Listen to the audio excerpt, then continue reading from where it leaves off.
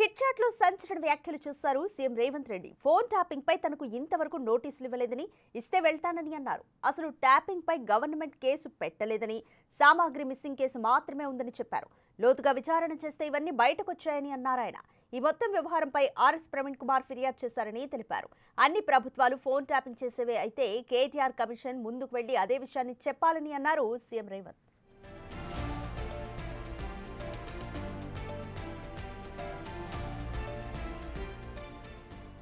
KTR walk స్వేచ్ఛను హరించనని, phone tapping పద్ధతి ప్రకారం చేయాలని అన్నారు.